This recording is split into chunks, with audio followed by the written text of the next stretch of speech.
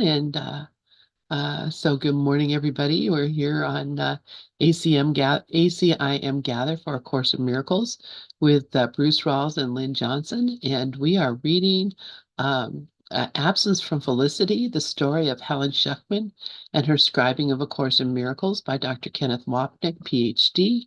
And we are moving right along in this book.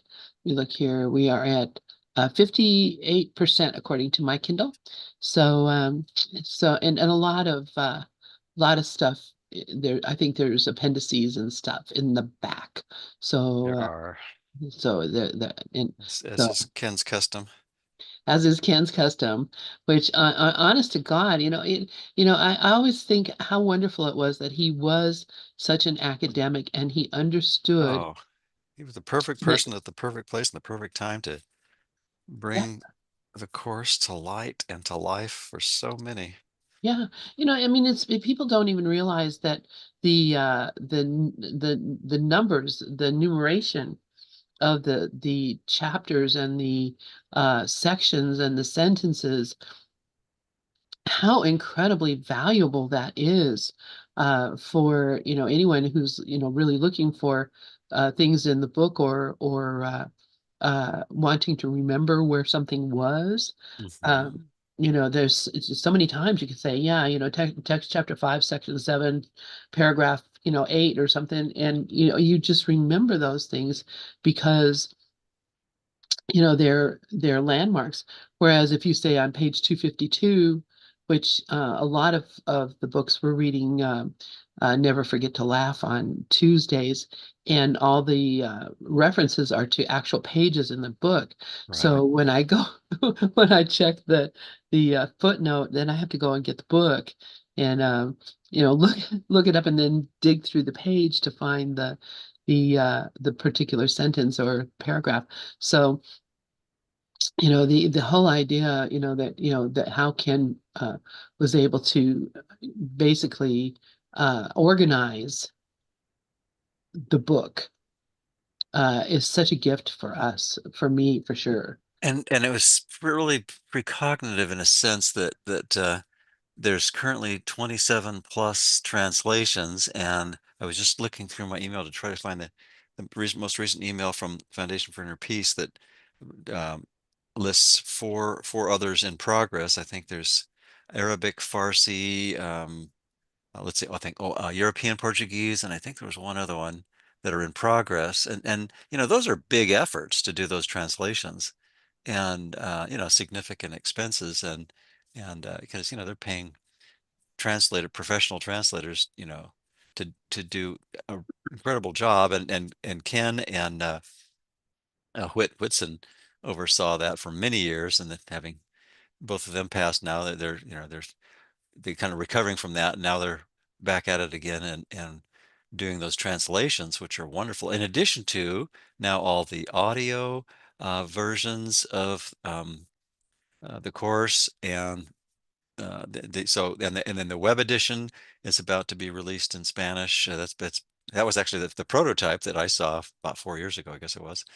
And so they're doing a whole lot at Foundation for Inner Peace, and of course, Foundation for A Course in Miracles is still Jeff Siebert and the other folks there are still doing weekly online classes, and putting out taking this material that Ken had that was still in sort of archive form, and getting that available to the public, a little bit at a time, because there's still this huge backlog.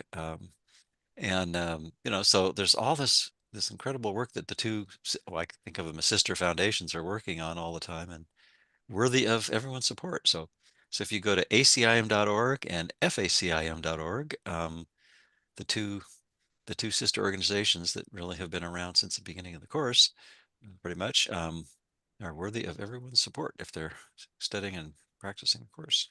Absolutely. And yes, I actually donate to them on a monthly basis. I just have it taken out of my PayPal every month. And even me with very low income still have such I mean, I'm just so grateful for the work that they're doing, and and yeah, the translations. I have the um, Spanish edition on my Kindle, Uh-huh.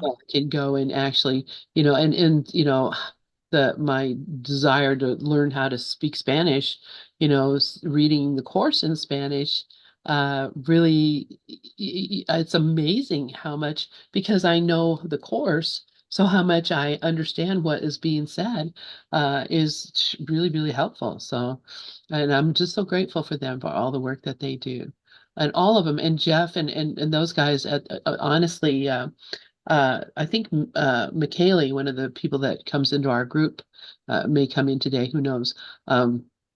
She has been attending those Jeff Siebert Mhm. workshops, and really really getting a lot out of them. And I didn't even really realize what was going on there. So I think I'm going to start checking that out too, because the like you said, the material from Ken that hasn't really been published yet, or out on the web or whatever, is being used. And I mean, really, honestly, what an opportunity.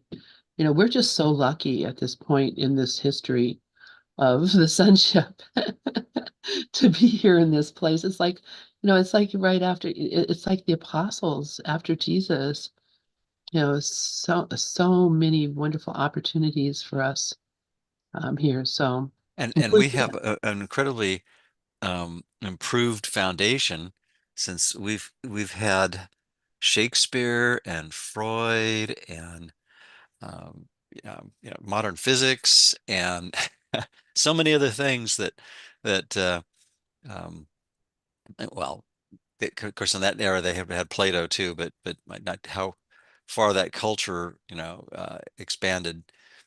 It's hard to say, but those some of the underpinnings that Ken points out that we have the benefit of 2,000 years later that has much greater cultural saturation. So we have a foundation. I mean, just the idea of projection alone that Freudian psychology has given the world.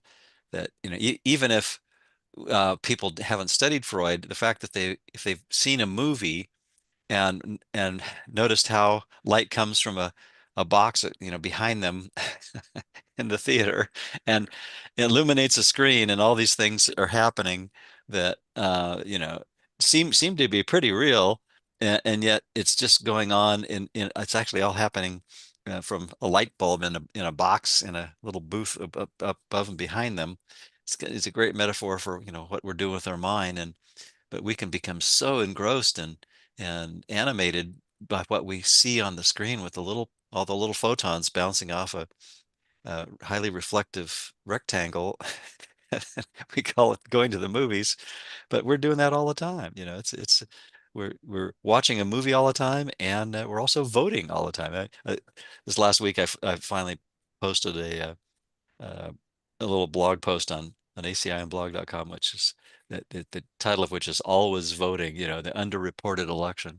Hmm. I'll put a link in the chat, but it just seems like, yes, sure, it's important to vote in the political sense, but the politics of the mind, that's this ongoing election that's happening every second of every day is, am I going to vote for the ego? Am I going to vote for the Holy Spirit? And that doesn't get nearly as much media attention. I wonder why.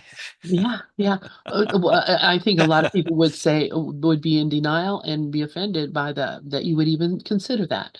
So, Well, of course. I mean, who, me? Every ego is offended by the idea that we could be minds and not bodies, and more importantly, choose against the insanity of separate interests. Yeah, Yeah. and it is, you're right, absolutely. In fact, the other day we were reading the Song of Prayer, and it says, you are praying all the time. Everyone is praying every moment, all the time, basically. Hmm. And Hmm. and it's true. We're either praying for what we want, or we're praying for what we don't want.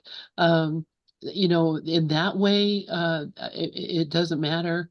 Um, you know, because those are prayers that are based on ego wants and needs, but we're also praying all the time because we're constantly in connection with our own right mind, whether we have the awareness of it or not. we are constantly, we couldn't be disconnected from God. Yeah. So Yeah. that communion with God, the communication with God is going on all of the time. And the only one who doesn't know it is me. My mind is not aware of that constant communion with God that is happening. And um, you might think, well, how can that be? You're not aware of what's going on in your own mind because we purposely block it, Yep. uh, don't want to see it and hear it. So, all we have to do is just open up and listen. And that is, oh, the ego just hates that. Oh my goodness. But Yeah. Yeah. yeah, It's well, but what we really are, it says, "Oh, what a relief. Thank you for, shining a light on the darkness in my mind, because that really is our only hope." To paraphrase Princess Leia talking to Obi-Wan Kenobi. yeah, I mean, that really is the one hope that we have, is remembering to more and more consistently look at the insanity of separate interest and the dualistic thought system, and changing our vote. Taking the default ballot for the ego, that checkbox that we're checking every second for ego, and saying, wait a minute, there's another checkbox there. I could check the Holy Spirit vote on my mental ballot that's happening every second. exactly. And I could see peace instead of I this. could see peace instead of this, and I'm not upset for the reason I think. Yeah. Oh my gosh, yeah. So trusted and true, those words. And Uh-huh. Uh-huh. reading today's lesson, oh my gosh, I was just really blown away because we just had a conversation about all the conflict reading the theme of special relevance there. And so, that this whole idea of the conflict that's in my mind, Hmm. that I'm just and it's constant. It's like that T, constant conflict. Um, I don't know if you've ever heard that that T, Constant conflict? constant comment. I know. I But know what you're talking about. Yeah, but that's um, that's it, isn't it? I mean, as long as we have a split mind, which is what we have until we fully accept the atonement for ourselves, we're going to be confused and uncertain, lonely, and in constant fear, as the course reminds us. It's like, so that's par for the course. If we're trying to make the ego work, and still holding out that there's some hope for that, and trying to mix it with Holy Spirit's correction. We have to really completely accept the correction at some point, and do it willingly and gladly and voluntarily. It's because there's no coercion whatsoever in the course, right? right, other than Jesus saying, "Please, please." Yeah, yeah. Well, that really isn't. I don't think that's coercion at all. I think it's basically just pointing out, vibrantly, uh, joyously, and with incredible clarity, showing us the extreme contrast between the two thought systems. That's the psychological term for that I find really helpful is cognitive dissonance. Just like, if I Yes, can put side by side what's going on. In fact, in that post that I just put the link in the chat, I added that little red and green chart of the from the Holy Spirit's marketing brochure. I call it the thought system comparison chart. If you scroll down on that blog post, you can see I've got a bunch of checks, and check, X's against ego's so-called features.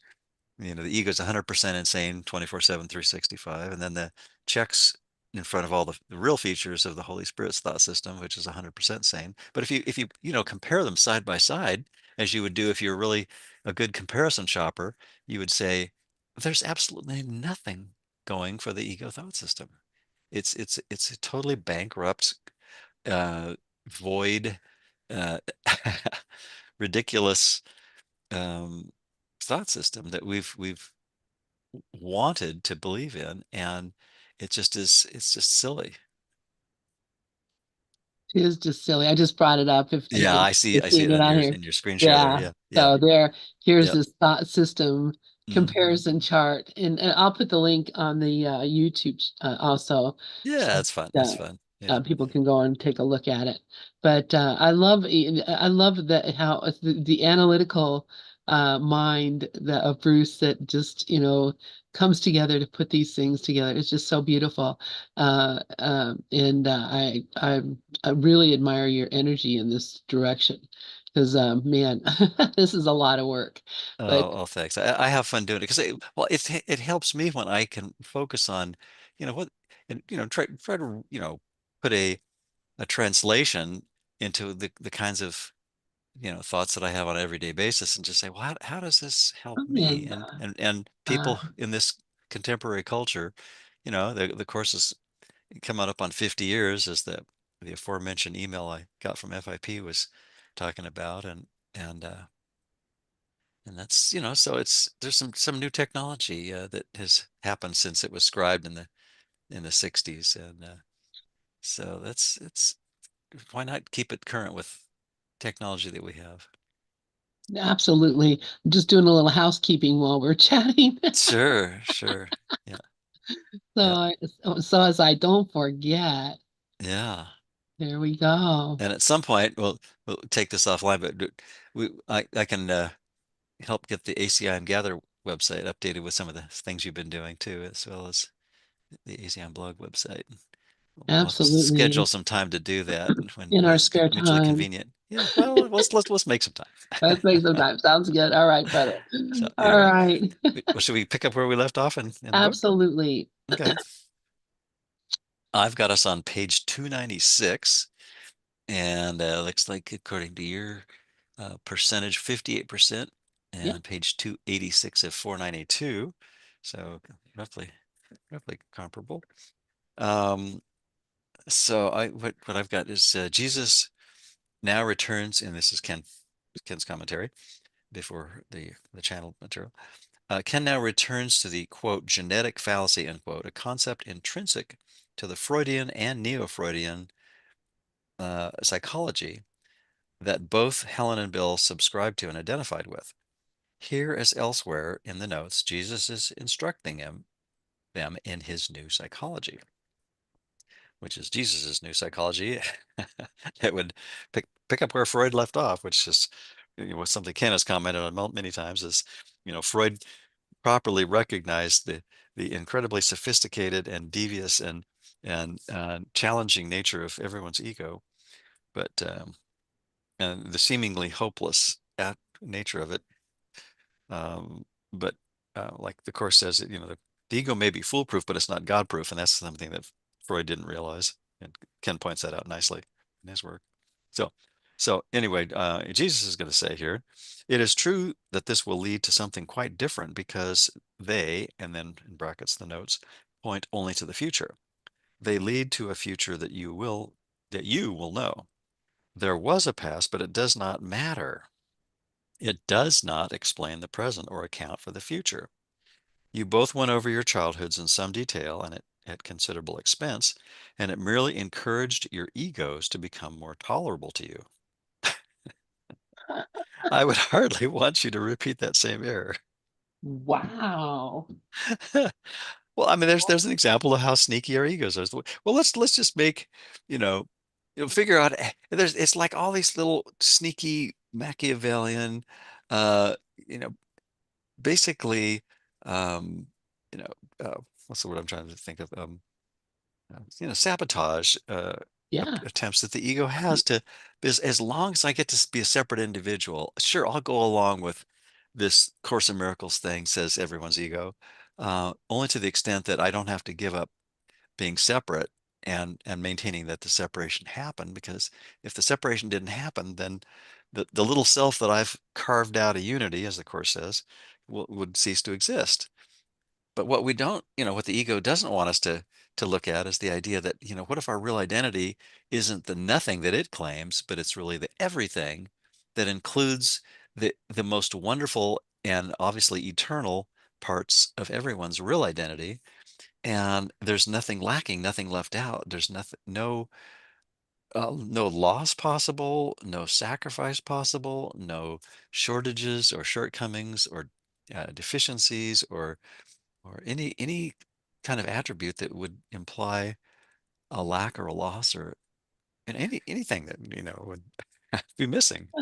But that's so far removed from our everyday thought that we need practice forgiving ourselves for wanting to be separate and doing all these both obvious and devious ways to maintain our egos. Yeah, wow. And excuse me. It's so, yeah, it's so amazing how tricky it is. What I'm as I'm reading this and we're talking about it, how much of my story about my childhood, they did this, they didn't do that, my mother ignored me, blah blah, all that kind of stuff that, and he's talking about, seeing a therapist and Hmm. going over all these things with him. And he says, well, that was all fine and good now, wasn't it? You did it. But what it did, it encouraged your ego to become more tolerable to you. Hmm. And I would hardly want you to repeat that same error. I see him saying that. I mean, honestly, how blunt and clear that is. And how I wish, I mean, he throws shade at us in the course quite a bit with this kind of stuff. But this in particular, I think, it is probably, in fact, I can guarantee you that almost every person who has come into, Gather, or who I've come into contact with that, is doing this work, is going to tell you a story about their childhood, a story about their life. They're going to say, my mother did this, or my father didn't, or, all those things. And or the teachers at school, or my friends, or my sister, all the excuses that we use to be more comfortable with our ego, like, oh yeah, you deserve to be, I should, be in deference too, because look at how they hurt you, or how they upset you, or how they, whatever it is. And I just love that he just says this straight up to them. All it does is make you more tolerant of your ego. And why do you want to keep doing that? I love that. Anyway, Yeah, continue on. when you was talking about my mother did this, I was thinking, yeah, my mother introduced me to the course, and so I was thinking I could use that if I wanted to really twist it to say, well, but she wasn't as wise as Ken, so I didn't learn what I needed to learn as quick as I could have, so I could use that. Or someone else could say, well, I didn't have a parent that introduced me to the course, so I could blame them for not introducing me. So I mean, the ego can twist anything around any possible way, right? Exactly. And it does. It can and it does to whatever is it's whatever keeps you wanting it to stay around. Hmm. It's going to trick you in that way. It's going to protect you. Yeah, yeah. That's something Dove brought this up the other day when he was talking about Werner Erhard and Est, Uh-huh. and saying that, what he learned, one of the things that he learned from that is that the ego's main goal is to protect you. It's trying to keep you from uh, you know, leaving the dream. And so it's doing everything it can Right. And to, so to so so really protect ought to be in heavy air quotes, right? I mean, yeah, exactly. it's really protecting a dysfunctional thought system that is based on sacrifice, suffering, separation, specialness, and it's really a substitute. It's Yeah, a consolation prize for our that is that never measures up, even in its most da you know seemingly dazzling moments. It really never ever measures up to the tiniest glimmer of our real identity. It's kind of right. like that old saying, the worst day fishing is better than the best day working, or something like Yeah. that. And this, I think this would apply, the Yeah, uh, the worst day, which there isn't such a thing, and accepting our real self is better than the best day that ego can muster. exactly. But to the ego, if you don't stay here, you won't exist. Hmm. And so, it really is protecting its very own existence, believing that you are it or it is you. Right. So, yeah, crazy, isn't it? All right, you want to Muy loco. continue? Muy loco. Totalmente loco. Yeah. You want to pick up where we left Okay, off? sure. So, Ken continues. This is an allusion, not an illusion, allusion to Helen's and Bill's earlier experiences as psychoanalytic patients. Later, in a section entitled, quote, The Unhealed Healer, unquote, which can be found in chapter 9 in the text, Jesus specifically exposes the fallacies. I don't know why I unquoted and quoted the title. Jesus specifically exposes the fallacies inherent in the traditional psychotherapeutic approaches. Helen's graduate school papers, incidentally, reveal an occasional sympathy for the non traditional, non reductionist position. I'm not sure what that means. Let me go. Non Well, traditional. I think that non-reductionist would mean that it's not really based on a completely materialistic view. I mean, that's kind of my quick Okay. interpretation of that. In other words, she was even in her scholarly work, um, admitting or allowing for the idea that there could be something more than meets the eye. Okay. Gotcha. That's kind of what I get from that. All right. Yeah. Yeah.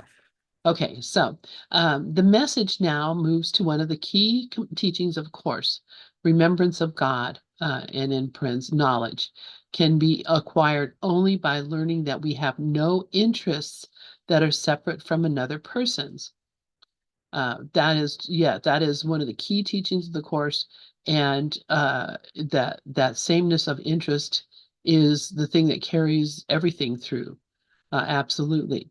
So this learning, which is the meaning of forgiveness, undoes the ego's cornerstone of separation and exclusion and paves the way for the return to awareness of our fundamental unity with all people as God's one Son.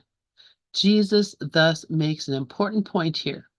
We do not need other people to return home, but certainly we need our forgiveness of them to remove the interferences impeding our homecoming. As we are frequently reminded by Jesus, this is not a course on love, but on the miracles that remove the blocks to the awareness of love's presence. By no longer seeing Bill as her enemy, but one she is to help, Helen reacquires her function. Recall Helen's inner response on first seeing Bill, quote, and there he is. He's the one I'm supposed to help, unquote. And then again a few days later, of course I'll go, Father. He's stuck and needs help. So, this whole idea, and that's, what's a teacher of God? He's one who has seen that his interests and another's are not different, or are the same. This sameness is such a key component, and yet I don't hear a lot of teachers except maybe Ken really really focusing on that. Uh, and I see a lot of myself included, students of Course in Miracles who spend a lot of time pointing out differences. So looking for and pointing out differences, just like I just did right now. Well, and I think one of my favorite phrases, which I actually put in this blog post, is I had a little a little section on Garth's distinction, a sub-law of Murphy's law, and that blog post I just put a link to, uh-huh. and the maxim that I think is so brilliant.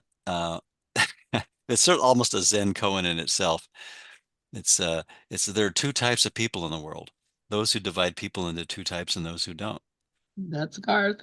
And I've Googled that to try to find, because this basically I remember memorizing from, just because I liked it so much, from a list of about 24 sub laws of Murphy's law, and one of them was, probability of the bread landing butter side down is directly proportional to the cost of the carpet. And, inside every little problem is a much bigger problem struggling to get out, and all that kind of stuff. Everybody, all of them are pretty hilarious.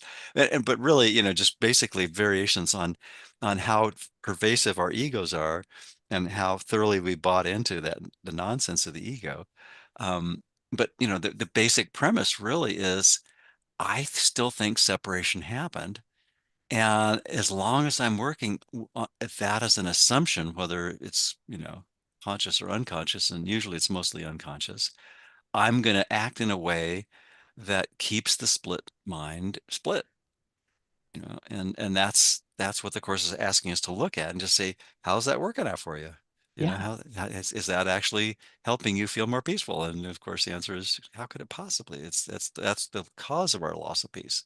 Yeah, it's the opposite of peace. Yeah, Absolutely. yeah. So if I'm dividing people into two types, no matter how subtly, at any given moment or unconsciously and mindlessly, I'm basically saying not only is sin possible, but it's happening right now. I'm doing it, and so therefore I'm guilty, and so I need to unconsciously sabotage and punish myself, and beat God to the punch, so that when my Creator shows up, uh, you know, unexpectedly, I can say, "Oh, see, I already punished myself, God. Don't worry, I got this handled."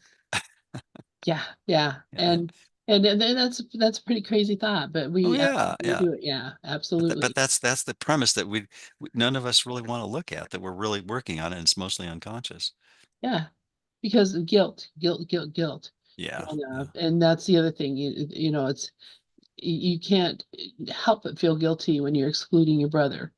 And so guilt guilt is built in the system.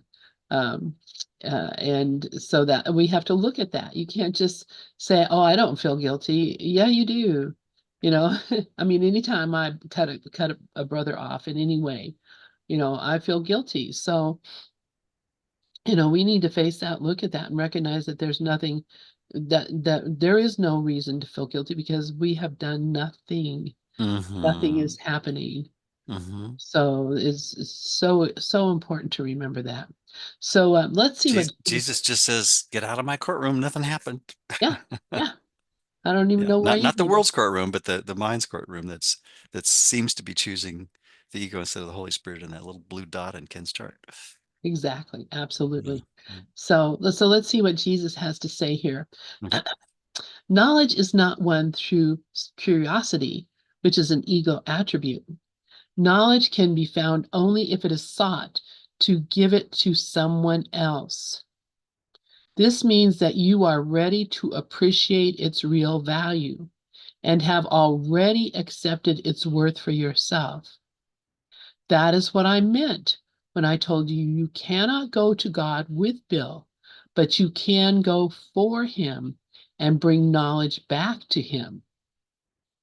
Wow, that's a really interesting uh, statement. I don't know if you have any thoughts about what I just read here, but wow. Well, Uh, I think it's basically, that it harkens back to something that when I first got into metaphysics in the early 70s, I was in a group called Creative Dynamics, and the slogan for that was individual responsibility, which, of course, now from the course perspective, it's like, well, on the level that we seem to be individuals, and I think the course would say, meet us where we're at and say, well, as long as you think you're an individual, you need to be responsible for the part of your mind that you think you, are, and essentially clean up that part of your mind that you took from perfect oneness, by forgiving yourself for the impossible crime of separation, and then that prepares that part of your mind to be returned to, the rest of the capital M mind that it never left, so that you can be peaceful. So in that sense, I think it kind of works. If that makes Does that make any oh sense? yeah, that absolutely makes sense. Yeah. And the thing, is that um, the knowledge only comes so it only belongs to me if I share it. Mm-hmm. I can't have it if I don't share it.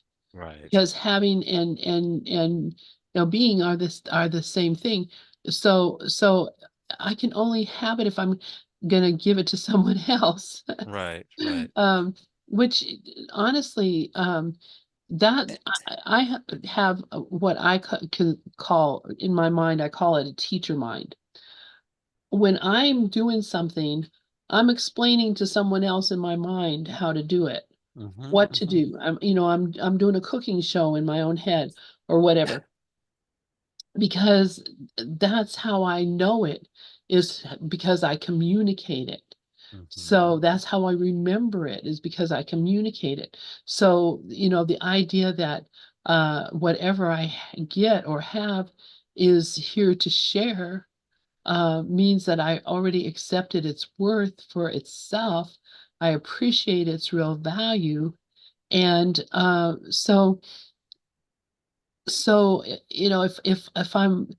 if I'm giving to you, then I have it. If I don't Yeah, give it, yeah, I don't yeah. have it. Right, right.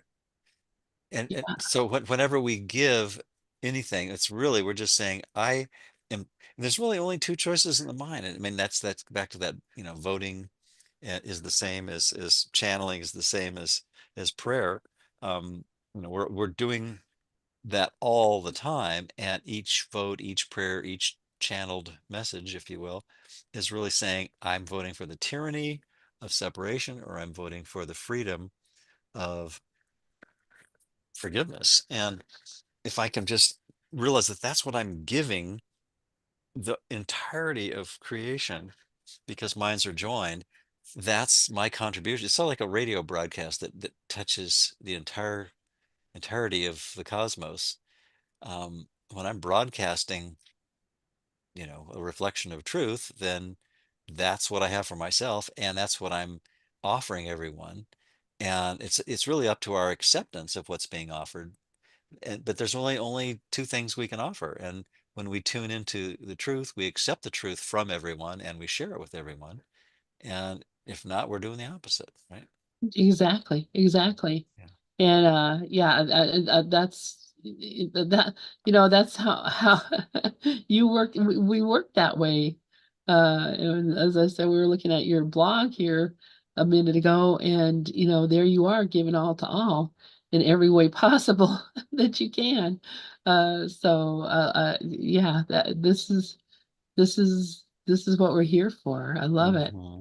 So Ken says, I'm just going to read the last sentence. That is what I meant when I told you you cannot go to God with Bill, but you can go for him and bring knowledge back to him. Hmm. And then Ken says the last sentence is a reference to Helen's true self as the priestess who stands so close to God that she can bridge the gap for others. Jesus then comments further on the emptiness of studying the past. And this is Jesus to Helen.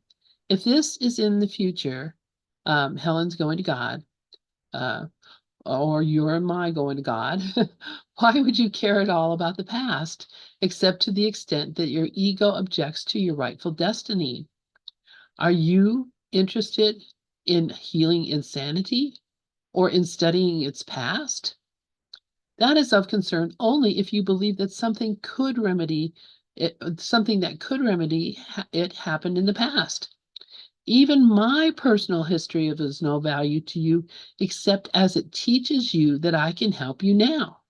But no history of irreconcilable viewpoints is helpful in establishing truth. The soul, i.e., the spirit, has no history. The soul has no history, being the same yesterday, today, and always. The history of a split mind is not a constructive focus for those who are being trained in an integrated and true concept of themselves. I am quite willing to take your question up again when it no longer is of any interest to your egos, and if it is of help to someone else. Otherwise, it would be much better to devote yourselves to knowing God. I once told you that the atonement will not be complete until all the children of God have come home. We do not care about where they have been or what they have done. We would not want to evaluate their past any more than we want to evaluate them. So this is, I think, a straight up pay, you're dwelling in the past, you're thinking about, other people's past, you're thinking about the past of the world, and it's not, it's useless. It's not helping you. All it's What doing is, past? Yeah. yeah, The soul has no past. That's a pretty potent statement for a lot of new age philosophers and practitioners to what? Wait a minute, that puts the kibosh on just about, 99% of so much of what happens in a lot of new agey and metaphysical smorgasbord systems what might profess, right? oh yeah. I mean, think about it. I mean, oh yeah, in my past life I was a this, that, and this happened to me, and therefore that's why I'm acting this way now. What? Well, even in the past week or the past Yeah, decade, let alone past quote unquote, personal reincarnation lives, it's like, well, what difference does it matter? I mean, how could any of that matter if what we're experiencing in space and time is an hallucination, right?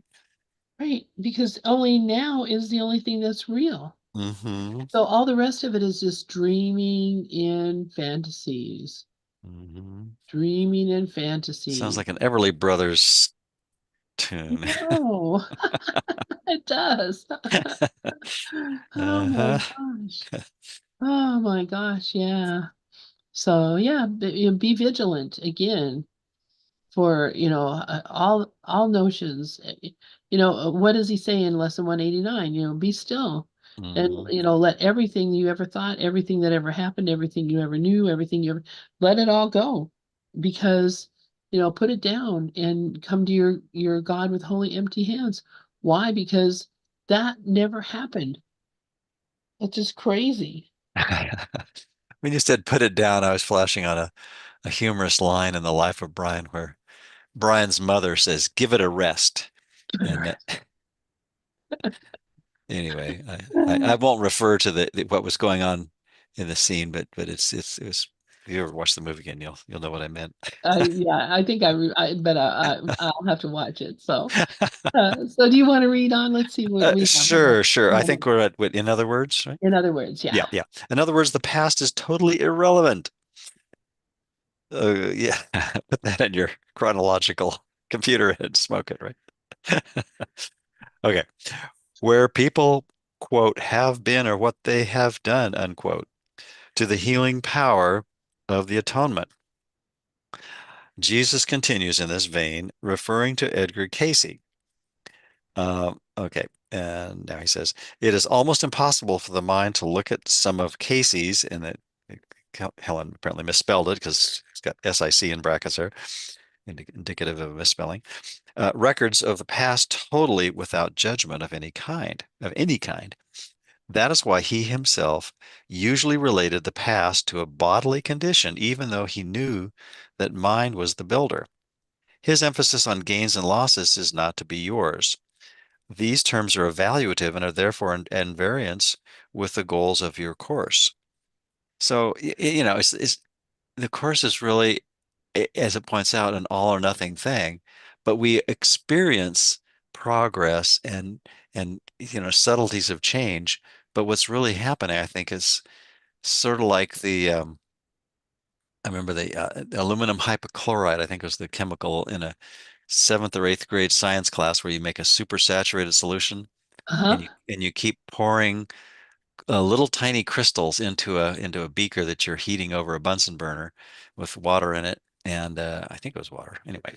But the whole thing was you at one point you get this super saturated solution that just looks kind of murky, but you can it's mostly translucent, but you take this little tiny seed crystal that maybe as big as a head of a pin or maybe a little bit bigger than that, and it's dangling from a thread, and at a certain point, you drop it into this middle of this beaker that's got all this swirling stuff in it with the same chemical.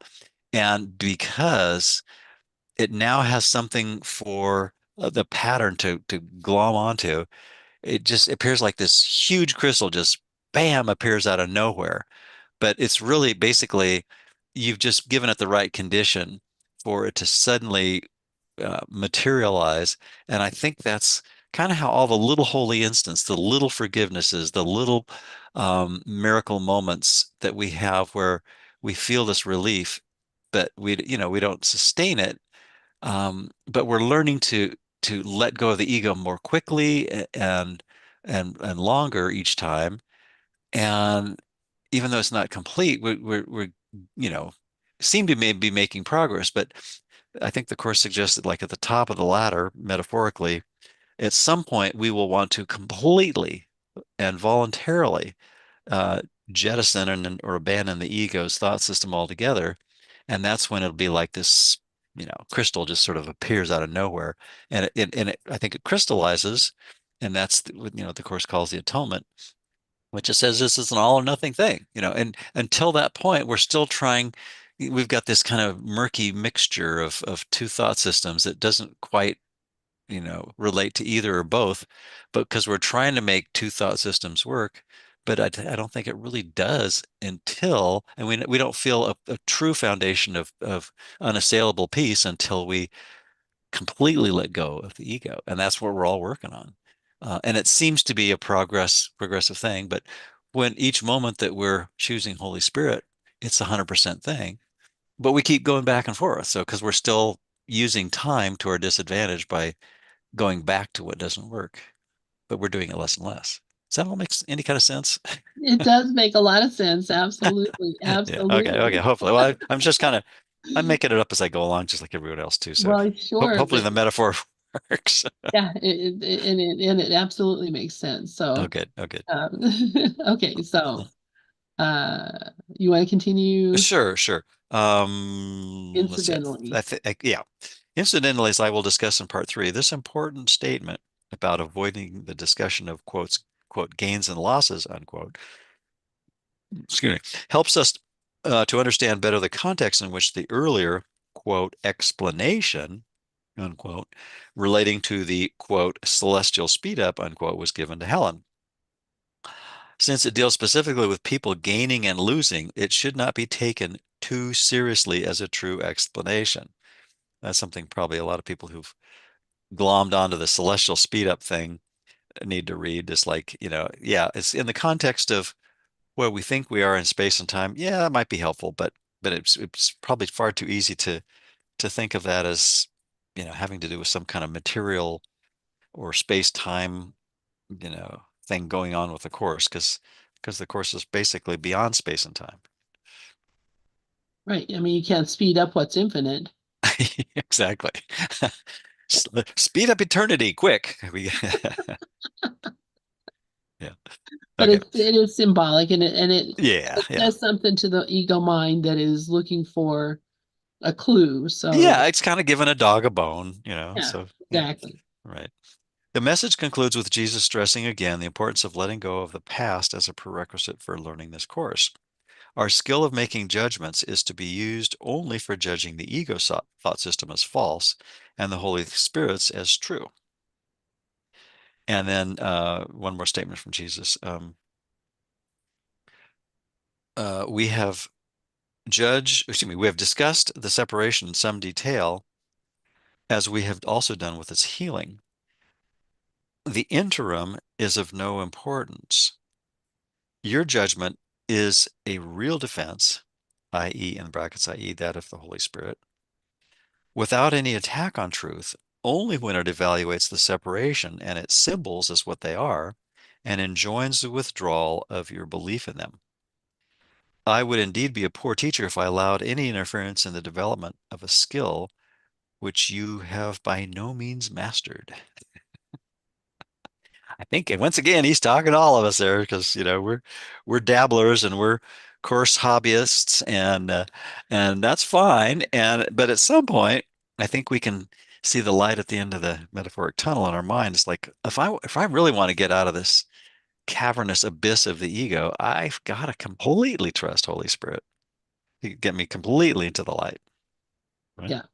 Yeah. Yeah, absolutely. And it's so hard because we don't want to give up everything all at once. If Hmm. we wanted Hmm. to, we definitely could do it, but we're Yeah. so reluctant that, it's like, it's prying our fingers off the off the edge there.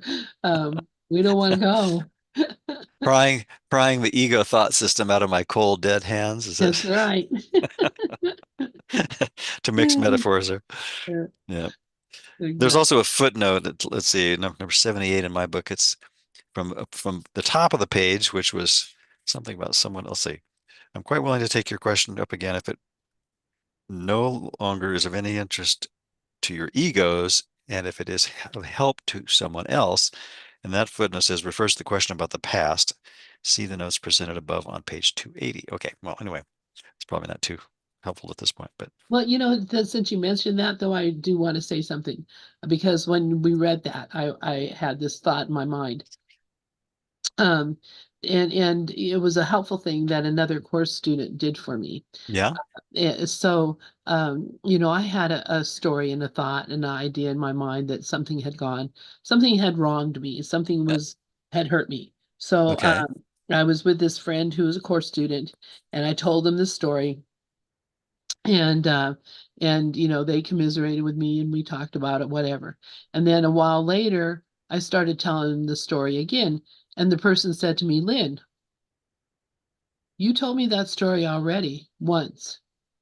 If you think it's going to do you any good to tell it again, then go ahead. That's fine. But, what's the point? And I mean, that was like, I was like, oh my God. I don't have to keep telling this stupid story. Hmm. And I just stopped. And, I realized, it is, Jesus is doing them a favor saying, well, okay, you tell your story, if you think it's going to do you any good. But, you know, we already know that it's not. So move along. Anyway, Not the droids you're looking for, huh? not the droid you're looking for. Oh, but oh God, we get stuck in those stories, don't we? Oh my Oh, God. sure, sure. And we need to be really gentle and patient when we do, and we catch ourselves, playing into ego's propaganda machine and just saying, "Oh, I guess I must be afraid of the love that's behind that resistance." Once again, right? Yeah, yeah. And You're that's okay. That's not yeah. it's not her anything. It's just needless delay and unnecessary suffering that we could avoid. Yep, Next time a absolutely. little quicker. Yeah. Yep. Yep. So let's see. We have 5 more minutes. Do you have to leave early or anything today? I probably should leave a couple of minutes early. So Okay. so should we just read one more paragraph? Yeah, let's just read one more paragraph. Okay. Okay.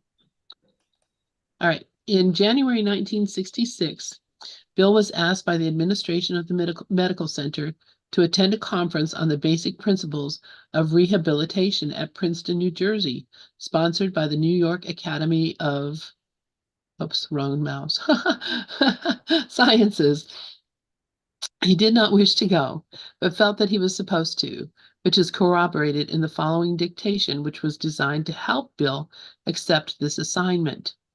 The message was not meant for A Course in Miracles itself, but the final prayer, which summarizes the theme of the message, was clearly supposed to be included, as were the two opening lines, now the last two lines of chapter 4 in the text. This prayer has actually proven to be one of the more popular passages in the material and is currently found, slightly changed, in chapter 2 in the text, closing the section on the special principles of miracles workers. Guess what? Here is the message in its entirety. The truly helpful are God's miracle workers, whom I direct until we are all united in the joy of the kingdom. I will direct you to I will direct you to wherever you can be truly helpful, and to whoever can follow my guidance through you. I arranged for Bill to attend the rehabilitation meetings for very good reasons, and I want him to know them so we can share our goal there. Properly speaking, every mind which is split needs rehabilitation. The medical orientation emphasizes the body, and the vocational orientation stresses the ego. The team approach generally leads more to confusion than anything else because it is too often misused as an expedient for sharing the ego's dominion with other egos, rather than as a real experiment in cooperation of minds. Mm. The reason why Bill needs this experience is because he needs rehabilitation himself.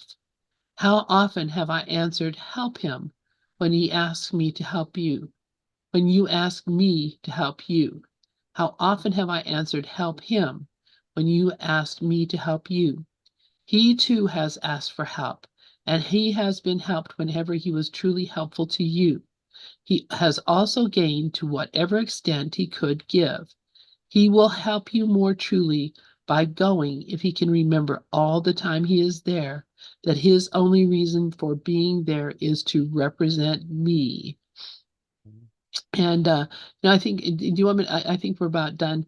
I'm going to Yeah, mark yeah, this, but I think we yep, want to go back because yeah. it's Let's the reread lead that up next week. to, Yep, yep. one of our favorite sections, Yeah. and it's Jesus's discussion of honestly telling Helen, help him. Hmm. He's asking for help. Help him. That's the only reason you're here. I love it. So, Yep. Well, um, thank you, Lynn. Yeah, let's pick the back up a little next week and pick up where we left off. And as always, thank you so much for sharing an hour with me, and look forward to the next one. thank you so much, Bruce. Have a great week, and we'll see you next week. Likewise. Yeah. Bye bye. And vote early and vote